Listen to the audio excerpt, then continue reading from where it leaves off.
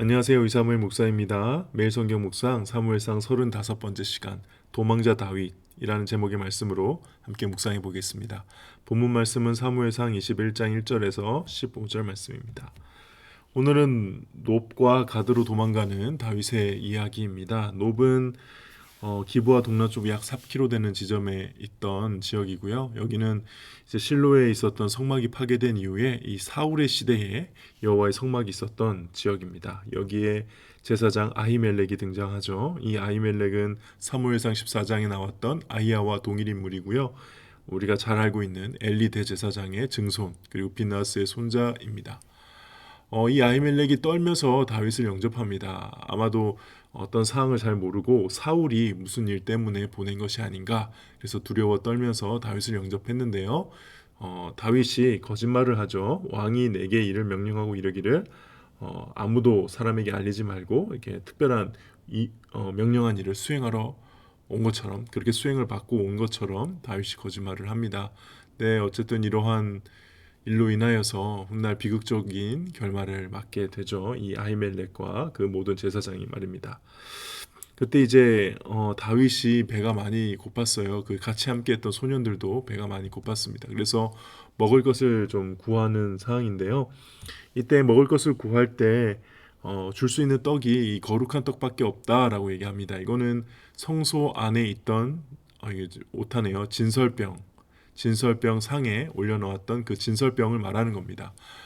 일주일에 한 번씩 교체를 해야 됐고요. 그다음에 물려낸 떡, 이제 교체된 떡은 제사장들만 거룩한 성소에서 먹을 수 있는, 아무나 먹을 수 없는 떡이었죠. 그래서 물려낸 떡이라는 표현도 등장하고 더운 떡이라는 표현이 등장하죠. 더운 떡은 이제 막 올려드린 떡이고요. 이제 물려낸 떡은 그렇게 떡을 교체한 다음에 내린 떡. 그래서 제사장들이 정해진 장소, 거룩한 장소에서 먹을 수 있었던 떡을 말합니다. 이 떡밖에 없다고 하죠. 그리고 그 떡을 만약에 그 소년들이 여자를 가까이 하지 않았다면, 이렇게 정결함이 있다면 주겠다라고 이야기를 합니다. 그때 이제 다윗이 이야기를 합니다. 소년들의 그릇이 성결하겠거늘, 그러면서 표현을 하죠. 소년들의 그릇이 무엇일까? 이 그릇이라는 표현은 물품, 기구, 용구, 그릇이라는 표현이 뜻을 가지고 있는데요. 둘 중 하나일 것 같아요. 소년들이 소유하고 있는 무기나 옥이나 필수품 이런 것들이 성결하다. 그러나 또 여기서 보면 여자를 가까이 하지 않았다, 그러니까 성관계를 하지 않았다라고 얘기를 하는 걸 봐서 그 떡을 먹을 수 있는 소년들의 몸이다. 몸을 그릇으로 표현한 것이다. 이렇게 해석할 수 있겠습니다. 근데 문제는 이 떡은 사실 제사장들만 먹어야 했거든요. 근데 그걸 지금 이렇게 줘도 되는가? 이 받아 먹는 다윗은 그렇다 치더라도 이 제사장 이런 식으로 주는 것이 과연 옳은 것인가? 좀 논쟁이 될 수 있을 것 같아요. 뭐 좋게 말하면 융통성 있게 불쌍하니까, 좀 배가 고프다니까, 가난한 사람을, 나그네를 도와야 하니까 준 거 아니냐라고 하기에는 레위 말씀과 너무 차이가 많이 나요.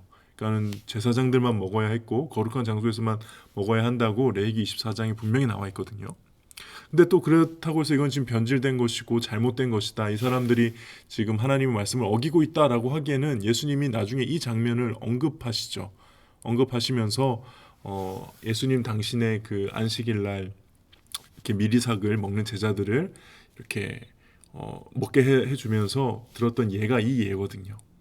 그래서 이 부분이 조금 애매하긴 한데, 저는 개인적으로 일단 기본적으로 함부로 줄 수 없는 것, 그리고 제사장들만 먹어야 되는 것이 맞고요. 그런데 또 배가 고프고 가난한 나그네를 돕는 것 역시 율법에 나와 있는 명령이거든요. 그러니까 이 율법의 더 중요한 정신, 어떻게 보면 하나님이 기뻐하실 만한 그 마음을 지키고 따르기 위해서, 그 명령하신 것을 따르기 위해서 이렇게 한 것이기 때문에 이거는 율법을 어겼다라고 말하기에는 좀 어려울 것 같습니다. 그러니까 예수님이 이 예를 드셨겠죠. 그리고 그 옆에 사울의 신 한 사람 도액이 있었다는 것을 이렇게 언급해 줍니다. 나중에 이 사람이 이 다윗과 아히멜렉 사이에 있었던 일을 사울에게 일러 바치게 되죠. 그리고 무기도 구하게 됩니다. 아니나 다를까 그곳에 무엇이 있었느냐? 골리앗의 칼이 있었습니다. 아마 다윗이 승리를 기념한 다음에 하나님의 성소에 봉헌한 것 같아요. 그 칼 자기가 가지지 않고 하나님께 바친 것 같아요. 그 칼이 지금 여기 있다 해서 그 칼을 달라고 해서 나갑니다. 그리고 나서 이제 네. 그리고 그 칼을 달라고 하면서 하는 표현이 그 같은 것이 또 없나니라고 표현하고 있죠. 그러니까 골리앗을 이겼을 때가 그렇지 않습니까? 하나님의 이름을 가지고 나아가 이길 수 없는 전쟁을 이겼던, 그러니까 하나님의 도우심으로 승리했던 전투의 상징. 그렇기 때문에 이 칼을 통해서 하나님이 어떻게 보면은 이 골리앗 칼을 보여주시면서 이 어려운 상황에서도 그때를 기억하며 믿음을 가지고 나를 따라오라 라는 어떤 하나님의 인도하심을 느끼지 않았을까 개인적으로 묵상해 봅니다. 그리고 나서 간 곳은 가드입니다. 좀 멀리 갔어요. 서쪽으로. 이게 블레셋 땅입니다. 그리고 블레셋은 여러 부족 국가였으니까요. 그 중에 하나인 가드의 그 부족장, 왕이라고 표현됐지만은 부족장입니다. 이 아기스에게 갔어요. 갔는데 거기서 이제 우리가 흔히 잘 아는 다윗이 미친 척을 하죠. 미친 체 하면서 대문짝에 그적거리며 침을 막 쏘며 흘리는. 왜냐면은 아마 블레셋으로 가드로 간 이유 자체가 일단은 이스라엘 전 지역은 어디에서도 사울로부터 안전하지 않으니까 일단 이방 국가 중에 가야 될 것 같은데, 참 아이러니하죠. 이때까지 가장 용맹하게 싸웠던 대상인 블레셋 쪽으로 갔습니다. 아마도 이제 시간이 많이 지나서 자신을 몰라보지 않았을까라는 기대를 갖고 갔는데, 이게 웬걸요? 보자마자 사람들이 다 알아보죠. 저 사람이 바로 사울이 죽인 자는 천천히요, 다윗은 만만이다 했던 그 사람 아닙니까? 라면서 다 알아보게 됩니다. 근데 그래서 이제 다시 미친 척하고 다시 도망을 하게 되겠죠. 근데 여기서 중요한 건요, 사실 신하들이 아기스한테는 이 말입니다. 이는 그 땅의 왕 다윗이 아니니까. 지금 다윗이 왕인가요? 제가 몇 번 말씀을 드렸을 수도 있는데, 지금 다윗이 형식적으로 눈에 보이기에는 왕은 아니에요. 그러나 왕으로서의 어떤 역할들을 하나하나씩 배워가고 있고, 이제 영적으로는 그 위치를 대체하고 있는 상황이거든요. 그러니까 지금 다윗은 왕이 될 거죠. 근데 지금 이 이방인들의 입을 통하여서 하나님이 세우신 왕이 다윗임을 알게 해주는, 다시 한 번 더 확인시켜주는 그 일을 바로 이 블레셋 가드에서 경험하게 되는 겁니다. 이 가드에 어떤 이유로 간지 모르겠습니다. 아마 믿음이 없어서 갔을 수도 있고요. 그 상황이 그렇게밖에 할 수 없어서 갔을 수도 있습니다. 성경이 언급하고 있지 않으니까 알 수 없는 일이죠. 근데 분명한 것은 그곳에 가서도 들은 건 뭐예요? 하나님이 세우신 것은 다윗이 왕이라는 거예요. 이방인들의 입을 통해서도 이렇게 고백이 되고 있다는 겁니다. 지금 아직도 사울이 왕인데도 이렇게 표현을 하고 있잖아요. 그러니까 이걸 들었을 때 다윗은 어쨌든 후에 알게 됐겠죠.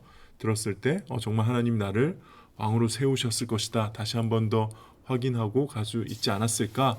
물론 이 순간에는 두려워서 미친 척하고 나갔지만, 저는 개인적으로 이 본문이 말하는 바가 지금 이제 다윗이 왕이라는 사실을 계속 보여준다고 보고 있습니다.